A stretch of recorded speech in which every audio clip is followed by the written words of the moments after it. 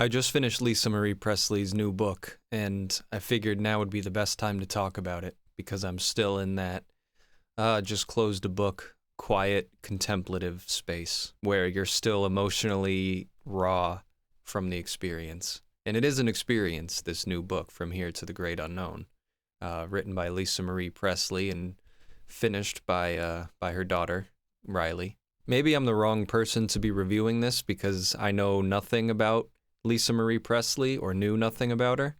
Or maybe that makes me a great person to be talking about this. I don't know. Like, I didn't even know that she married Michael Jackson or Nicolas Cage. I didn't know any of this. I really don't know anything about Lisa Marie at all. In my mind, Elvis Presley is still like 23 or whatever. He's like just gone off into the army. But as far as I think of him, he's still that in black and white, young rebel with a cause, hip shaking his way across America and reshaping the landscape of music and culture. So for him to have a daughter, much less a full-grown and now unfortunately passed away daughter, with a memoir, with a granddaughter to pick up where she left off, all of that is very unfathomable to me. And a lot of the stuff in this book is unfathomable to me, but a lot of it is also strangely relatable, and I didn't really expect that. It's hard to know what to talk about because I don't know how much of this is mind-blowing revelations, probably very little of it, but to me all of this is new. I guess I'll say before we go into like spoilers and stuff, if that's even the word for it, this is not necessarily a fun, happy-go-lucky book. This is not one that you have on the coffee table and just have guests pick it up and skim through a couple of passages. It's pretty dark, it's pretty grim, it's pretty bleak, it's occasionally nihilistic and hedonistic, and there's drug abuse, there's sexual abuse, there's pain and suffering and death, and basically from the opening poem by Charles Bukowski, they have The Bluebird. Basically from that to the very end of the book, it's just sad. Even in the early chapters that are more focused on childhood whimsy and stuff, there is still sadness or storm clouds peppered throughout. Right up to its very abrupt ending. There's not a lot of levity, or if there is, it's dark levity, you know, like actively seeking humor to abate the sadness. I will say also that I've never actually read a memoir like this before. I am generally a fan of like biographies and autobiographies. I like to learn about people, celebrity or not, just I guess people of influence. I like to learn of their upbringings and their pitfalls and vices and stuff like that. And this book does basically follow that general structure, but it's got this interesting device because, of course, Lisa Marie passed away before she was able to finish the book, and so her daughter Riley picks it up, and there's this interesting mechanism wherein they use different fonts to denote whose voice is speaking, and it's this great mechanism that can really highlight like generational trauma when they're talking about similar topics, like if they both are talking about the same event, you know, you can get it from two different perspectives, which I find really telling and really enlightening to both of their characters. And it's occasionally very comedic as well. Like there's a part where Lisa Marie is writing about how she timed her ovulation in order to maximize the chances of having a baby with her lover Danny. And she's like, to be clear, I did not mean to baby trap Danny. And then it cuts right to Riley's font, and it's like, she absolutely meant to trap my dad. She told me the entire plan, you know? And so like it is occasionally funny in that respect. But for the most part, it is mostly Riley is there to fill in the gaps and to provide extra context or just, extra background, which is nice. And then obviously, of course, get the entire book out. She basically takes over as the writer for the back half of the book past like chapter 5 or so, or at least the excerpts from Lisa Marie drop off substantially. And when I was like, you know, just trying to wrap my head around this and reading the preface, I had to also kind of try to get the dates right in my brain for everybody, you know? So I wrote down when Elvis was born and passed away, and when Lisa Marie was born, when Riley was born. You know, I was just trying to keep everything straight in my brain because we were then cutting back and forth between the two people. But also in the preface, it did feel as though Riley was very earnest and very respectful of the task that she had been like tasked with. I mean, I'm gonna touch on that at the end. We'll get to that at the end, I suppose. But it really felt like, and for me, just reading it, I felt like I was privy to something very sacred, you know, and that like I almost felt like I had an ebook copy, I'm not gonna lie, but it felt like I had to like turn the pages very carefully lest they like crumble into dust. Like, I don't know, just something felt very epic and like memorial about the beginning of the book, you know? And I think part of that goes right into the first chapter, and how Lisa Marie is talking about her dad being capable of, you know, controlling the weather, and her kind of revering him and fearing him as kids do of their parents when they just see them as these insurmountable, unstoppable forces of benevolence, right, and malevolence at the same time. And the beginning does paint a picture with a lot of like childlike wonder and awe of a very charmed and privileged life where Lisa Marie is running around on golf carts and running over people's toes. She's basically being a little tyrant because she is the apple of her dad's eye, and she feels that power and feels that that is a place of safety, that it's like the eye of a hurricane or something. It's like this one place of calm in the midst of all of this insanity and noise and celebrity and, you know, people touring the house all day. And so she would just coop up upstairs with her dad, you know. As long as her dad has her back, then she can do no wrong and do anything she wants. She talks about having this great relationship with her dad, a troubled relationship with her mother, but also Riley goes as far as to say that she fundamentally felt broken, unlovable, not beautiful. And that's all the way in the very first chapter, you know. So even in these moments of happiness, there is still that looming storm, you know. The book does a great job of kind of, I mean, it's like she operates right on, she's a kid, right? So she operates right on the periphery of what's really going on in the family, all the darkness and the drug addiction and stuff, and so it's beginning to escalate. She talks about in the book how she was fearful of her dad's temper when he was out of water, and, you know, becoming aware of the fact that something wasn't quite right, having an inkling that there was something tragic coming. And when he finally does pass away, she's angry. That's her first response. She says as much. And so very quickly, Lisa Marie's entire life is turned upside down. The center of her universe is gone. And, you know, she mentions that it becomes a free-for-all at the house, and that everything gets swiped, all the jewelry and the personal effects. And then they hold the ceremony, and there's thousands and thousands of people coming to Graceland every day just to pay their respects, and they're all crying, and she's just in shock and not processing any of it. And she mentions she was so busy looking at everyone else's grief that she couldn't even have hers. And this becomes a regular pattern where she talks about she's just at school and a black Mercedes will just pull up, and she just starts to think, who is it now? Who's passed away now? Which is really harrowing and would really wreck a child, you know?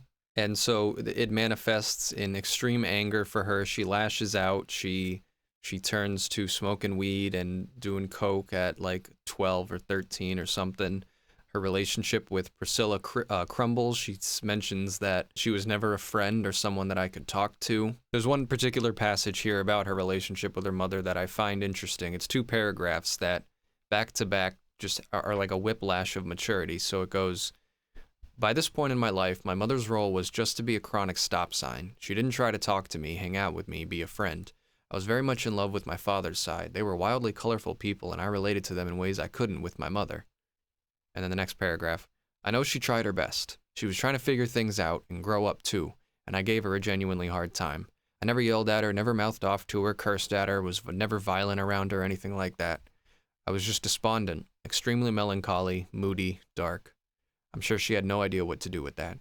And so, I mean, Priscilla, meanwhile, is grieving. She's just lost her ex-husband, and she starts just dating around. She dates a guy named Michael Edwards, who is allegedly a disgusting pedophile creep and sexually abuses Lisa Marie, which would only compound the brewing ills that she has inside of her. She goes and she loses her virginity at 14 to a 23-year-old, which I guess is kind of what Priscilla did, or whatever. Or no, they waited till marriage, right? Or that's what they say anyway. I don't know if I believe that for the record, but that's for another time. And of course, this guy that she loses her virginity to then sells her out for photos or something to the press. I'm not really clear about that because it says they dated for like 2.5 years and then he sold her out. So I don't know why he waited so long or what exactly was going on there, but they make reference to him getting an anal probe, which is kind of funny.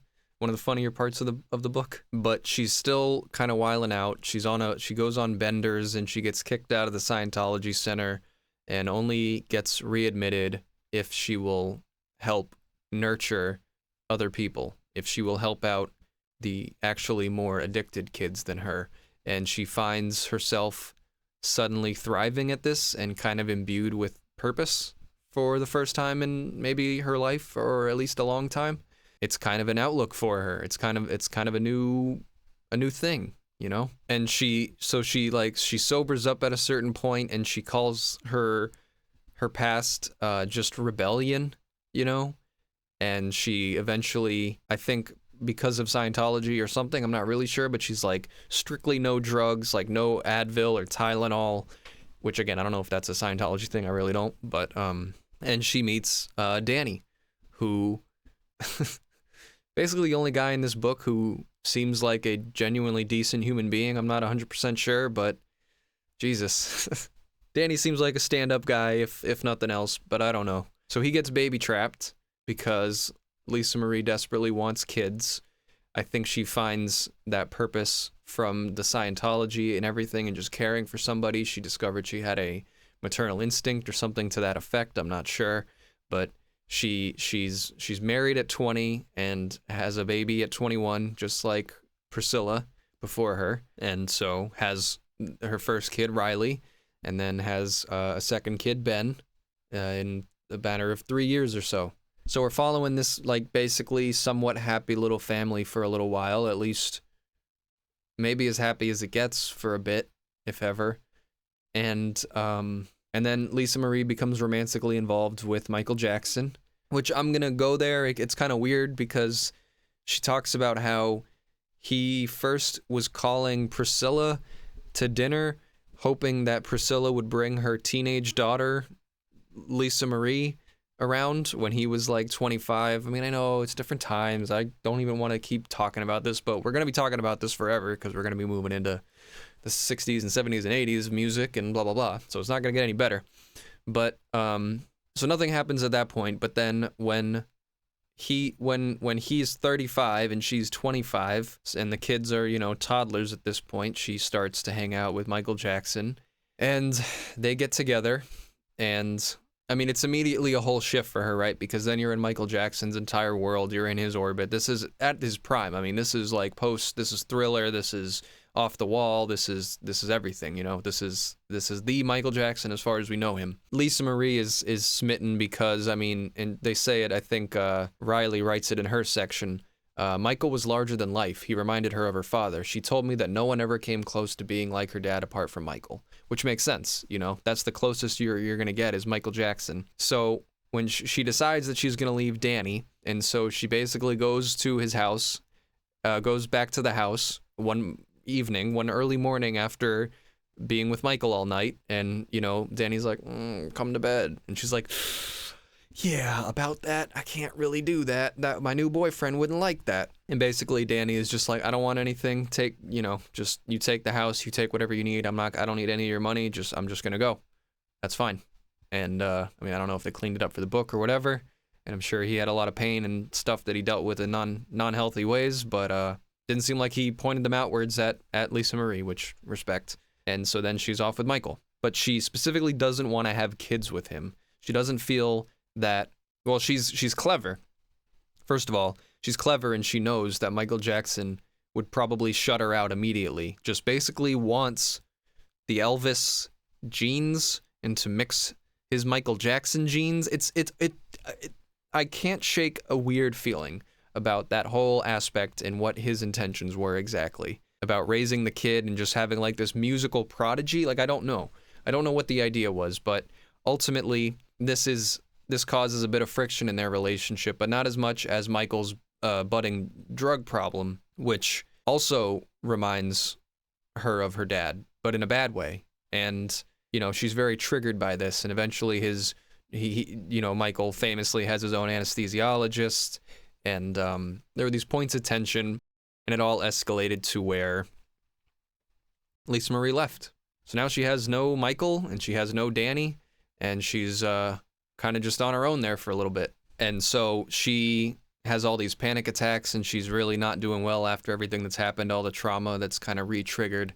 And so she takes the family, she takes the kids, Riley and Ben, and she moves to Florida, where they're just gonna live peacefully as small time as they can. And she's just focused on raising the kids and giving them their own version of Graceland. She tries to curate that for them. And there's these passages that are very heartwarming. Like Riley writes, "There was a solid 2 decades where our family felt very normal to me." And it's like, what more could you ask for as a parent? I'm sure Elvis would have been very proud of that. How both my parents wanted the world to feel magical to us. And, saying she wanted every moment to be extraordinary. But then there were those nights when I would come in her room and find her alone, lying on the floor, listening to her dad's music and crying. And in retrospect, storm clouds were gathering even then. And, that's all that's life, man. Like, sometimes you got to put on a strong face for people and just, go out and be a parent. And then when nobody's looking, you break down. And it's sad. It's really sad. And then she meets Nick Cage, and they start everything. I mean, Nick Cage is a living meme, so it surprises me not at all to learn that he's married to anybody ever.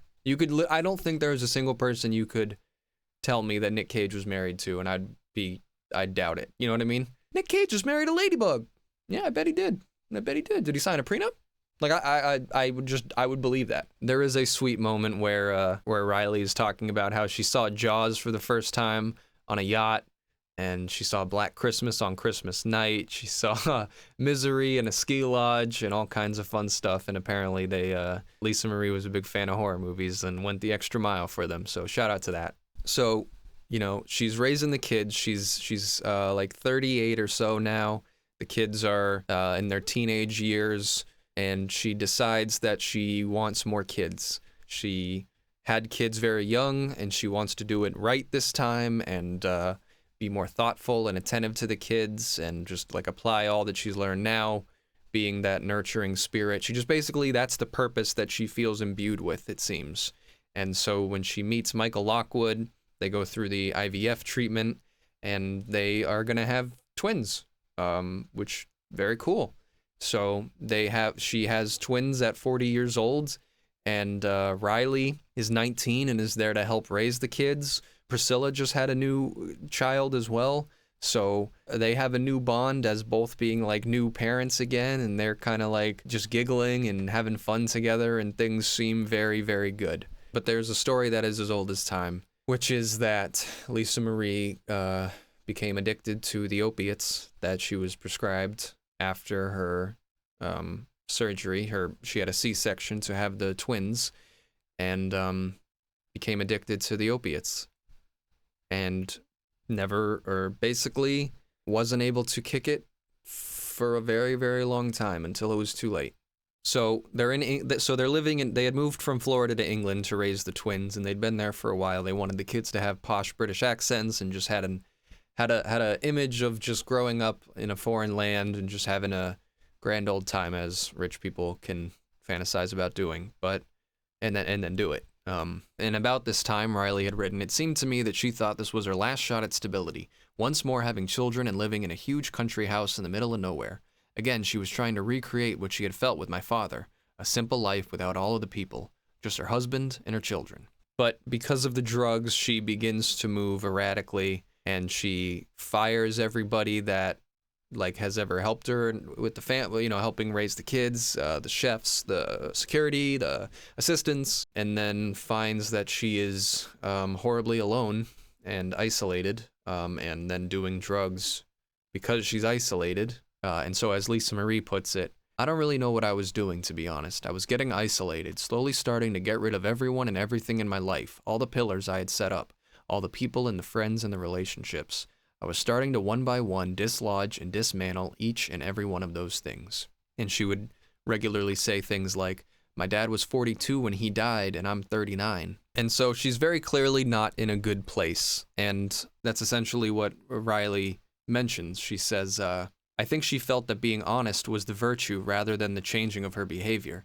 Since she had admitted it to us, the honesty seemed to give her the license to continue with her addiction. But so eventually, of her own volition, she decides that the isolation is the problem. After dismantling everything and sending everybody away, she decides that the isolation is the problem. And so she decides she's going to move back to Nashville and she's going to try to get off the drugs. She's going to work on an album. Everything's going to be hunky-dory. But of course, things don't usually work out like that for addicts. They can, but, So there's a passage here that's one of the more heartbreaking things of the entire book, in my opinion, written by Riley. My mom came up with all kinds of reasons why she didn't want to get off drugs, but I think one of the most poignant ones was her feeling of shame about becoming an addict with 2 young children. Her parenting standards were so high that I don't think she could ever truly get sober knowing what she had put my sisters through. The one thing that she had always really prided herself on was that she was a great mother. She said, my music wasn't that successful, I didn't finish high school, I'm not beautiful, I'm not good enough, but I'm a great mother. When she started to feel like she wasn't even that, she couldn't handle it, so she doubled down. And so at this point, even Lisa Marie Presley is writing, I was really unhappy and my body was not doing well. Her heart was dying in pieces, as she writes. She's up to 80 pills a day. I mean, she's completely zonked out. She's not in any space to make an album or to make any kind of a comeback. And Riley writes that when I would go visit her, she didn't even know who I was. I remember sitting with her while she tried to light her cigarette for 5 full minutes, unsuccessfully. It was as if it was all happening in slow motion. The cigarette was never closer than a foot away from the lighter. And then she decides she's going to have a surgery, and of course, it sets off alarm bells for Riley immediately because they're going to give her drugs when she's done with the surgery, and that's going to conflict with her rehabilitation schedule. And so at the point where Lisa Marie has kind of invited and asked to lean on everybody for help, she's also, as addicts are and do, being very resistant. She's being very protective of her addiction. She's being very defensive and combative. And although everybody is living together and she, as they say, it seemed like it could have been good to have everyone together, it actually ends up being incredibly stressful and cacophonous and rife with conflict for everybody. And this has a really profound effect on Ben. He's the younger brother, and he is a mama's boy, and he doesn't know how to cope with seeing his mom break down. Riley writes, he, like the rest of us siblings, was privy to the tremendously deep sadness and loneliness of her, how she had ended up pushing away virtually everyone and everything she loved and was very much alone. And he'd given himself the responsibility of never leaving her side. And he's a child of divorce, and he's watched his mom, he's watching his mother deteriorate at this point. And Riley writes, my mom was such a powerful person that whatever she was doing really affected all of us. Our lives were dictated by the tone she was setting, and that tone became very heavy and hopeless. Our mom, the queen, the fiercest of family leaders, had fallen down. I had mistakenly thought she was so strong-minded that nothing could ever truly hobble her, but of course it could. Enough pain can hobble anyone. She'd been addicted to drugs for the better part of a decade, and the drugs created a sense of hopelessness that permeated everything. She stopped wanting to do anything. She felt like her life was over. She'd say, I have nothing. I have no husband. I have no friends. I have no life. And this has a really profound effect on Ben. Riley writes that one day he told my mom that he didn't think he was mentally okay, but she didn't tell me that, and you wouldn't have known unless he told you. And so Lisa Marie's addiction gets to a place where she has a seizure that Ben is witness to, and she survives, but she views this as a turning point and decides that she's going to get sober officially. She has the eureka light bulb moment, and from there decides with full resolve to kick her addiction. But as Riley writes, I noticed that my brother's disposition changed after the seizure. He seemed quieter and was often alone in his room. I remember feeling like I wanted to check in on him more than usual, because I knew that seeing his mother have a seizure would have been unbearable for him.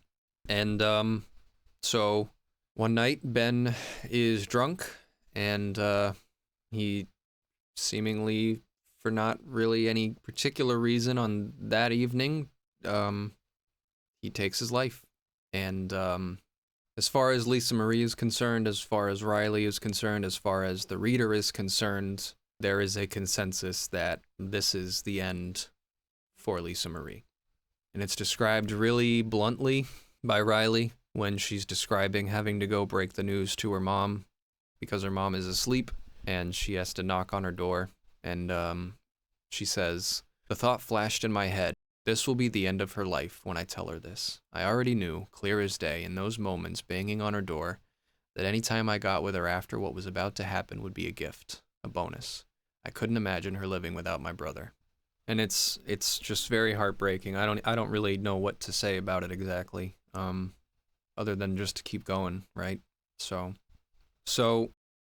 after Ben passes away, they keep his body at the house. After it's been processed by coroners and whatever, they keep the body on ice at the house for like a month or something like that while they really take their time and process their grief in a way that, I mean, today it's like a laughable headline or a clickbait title or whatever, but I think in reality, in a very human way, it is the more natural way that we would have dealt with grief, like historically in our lives, like, you know, let's say thousands of years ago or whatever, you know, hundreds of years ago, I don't know. Like, it wouldn't just be, like they describe it in the book, you know, someone passes away, you have the service, the burial, the reception, blah, blah, blah, and it's over in like 5 days. And in this, you know, they go through and they grieve, and my mom simply said, "No, we're experiencing this." You know, they're in mourning for a very prolonged time, processing everything, which is kind of lovely. And helping people with this grief and with their own grief seemed to be something that Lisa Marie took to after this, and they talk about she started to be essentially a grief counselor type thing, just fostering that nurturing spirit and just wanting to connect with people who had harrowing and similar experiences to hers. And of course, this is all happening during COVID as well, because this only happened a couple of years ago, so that all adds to it. There's this sense of isolation that builds, and this sense of dread and tragedy, and you know, the political divide of the elections and all that stuff. Like, it's a really, really tough time. The only real light seems to be that Riley has a daughter named Tupelo, who Lisa Marie becomes obsessed with immediately and just basically, of course, gloms onto her and just lives for her. And because what else is there? That's it. That's all she's got at this point. But it's said that despite all this love she still had inside her, and all of her effort to live, we could all see it. We could all feel it coming. We all knew my mom was going to die of a broken heart. She would say that her life was over, that she was only here for her other children, but that she was torn because she had 3 children here on Earth, but 1 child somewhere else. And Lisa Marie says it very plainly in some of her last passages in the whole book. She says, "The sadness started at 9 when my dad passed away, and then it never left. Now it's even worse. My eyes are downcast permanently in this grief. The view is pretty limited. I'm surprised I'm still alive. I can't believe I'm still standing. It feels wrong to be alive without Ben." And at the end, in a fittingly cinematic, and Lisa Marie is very, like, woo-woo. I don't say that as a mean thing, but, like, she talks about energy and vortexes and stuff, and reincarnations and old lives and stuff. And sure enough, when she goes into cardiac arrest, and when she's fighting for her life at the very end, Riley describes that she can feel it, and that Tupelo can feel it, and she just speaks into the universe. If you need to stay, stay. If you need to go, go. And the book ends very abruptly, just saying, "We laid her to rest next to my brother, across from her father." And then it's over. There's no epilogue. There's no reflection on it. She's just gone. It feels like it's a book that needs an epilogue, where it gets wrapped up in this sunshiny kind of way, you know? Because, like, if this was a work of fiction, if this was a movie or something, you know, it feels like you'd be really upset at the ending because this main character that you've just gotten so attached to just dies at the end of your movie, and then you walk out of the theater just feeling like bummed. And so you want that scene of Riley saying, like, Riley driving into the sunset, playing an Elvis song, and a tear comes down her face, and a smile forms at the corner of her lips, and she hears Lisa Marie whisper in her ear, like, some reassuring words. Like, you want that scene, but that's of course not what's going to happen because it's nonfiction, and because there's no epilogue because of course the story is still unfolding. And it's wild that so many years after Elvis's passing, like, he left such an impact that we're still feeling the shockwaves of it generations later, because now the trauma of his passing that infected Lisa Marie affected her whole life, and how she brought up Riley, and then Lisa Marie passed away fairly young, and then left this task to Riley. And now she has a daughter, and who knows if she's breaking the generational curses. I mean, they didn't mention, she did mention that she's kind of the narc and the not addicted seemingly one of the family, but who's to say, where those things rear their heads. And I will say, I wanted to mention this, and I wanted to kind of save it for the end because it is a note of criticism, I guess. What I wonder about is the timing of all of this. It starts out in the beginning, the preface says, "My mother wanted to write an autobiography, but she didn't feel like she had a story to tell. She sat for interviews, blah, blah, blah, and then she passed away, and then I took up the job." And without it being said, the connection that I seem to get is that, this is speculation, but this was written to coincide with the release of the Elvis movie, or some kind of anniversary celebration, that there was an element of marketing and commerce to this. And then when she passed away, there might have been a push to get this book out quickly to capitalize on the interest around Lisa Marie's passing. And it makes me feel strange because Lisa Marie only passed away in January 2023. Not very long ago at all. Ben, as well, only passed away in 2020. And for Riley to have to place this enormous task at the feet of a 35-year-old woman who is a new mom, who is not a writer by trade, is an actress, is in successful movies that I've seen. Like, I've seen her in The Lodge and Logan Lucky, and to lose your brother to suicide, to lose your mother early to drugs, to balance that during COVID while raising a newborn, while balancing a career, and then being asked or told to listen to all of her tapes and craft a memoir for her. I mean, just the act of making this book is a metaphor in itself for the shortcomings and failings of somebody who is addicted to substances, and how that affects how that burden is picked up by the next generation, right? Like, Lisa was unable to finish this work and reach this point, and so her kids have to pick up that slack. I don't say that to sound cruel. That's just, these are the phrases that are coming to mind. But the way that this book skips around a lot, there's an entire chapter called 10 Years. There's no epilogue. It almost feels rushed in certain spots and makes me feel as though this had to get out as soon as possible based on some deadline by publishers.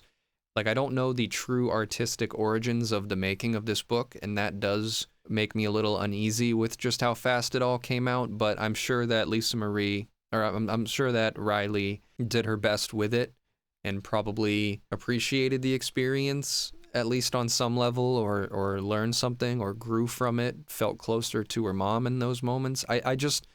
I hope it wasn't something that was done like vultures picking at a cadaver. Like, I hope it wasn't that, and it doesn't feel like that, at least not very often, but it is something that was in my mind while I was reading it, was like, whose story, like, does this need to be told at this point? Do you just let it rest, or do you really try to finish it? Like, I don't know. And that burden for Riley to do this is absolutely incredible, and I genuinely applaud her strength for being able to do that. And I mean, the youngest kids now, the twins, Harper and Finley, they're teenagers. They're in school. Like, the story is not over yet. It's so wild.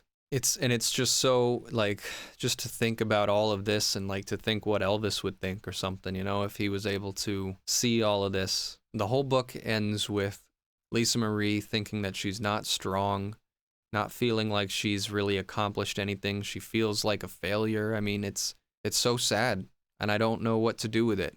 You know, I've just been talking out loud, going through my thoughts, but I still, I guess, what's the takeaway? Actually, there is a quote. I want to see if I can find it. That basically is my takeaway.